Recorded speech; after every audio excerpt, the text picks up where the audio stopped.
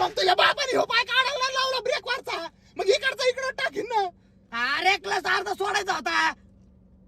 अर्धा क्लास सोडायचा हा आणि ब्रेक दाबायचा हा आणि रेस दाबायची. हा. मग ए बघ, नाही जमणार मला, मी चाललो. हे तू दोन पायाने तीन तीन गोष्टी कशा हँडल करायच्या मला दुसऱ्या रोडने येतो. 2 पायाने हँडल करावं लागतं सगळं. आणि दोन पायाने कसं handle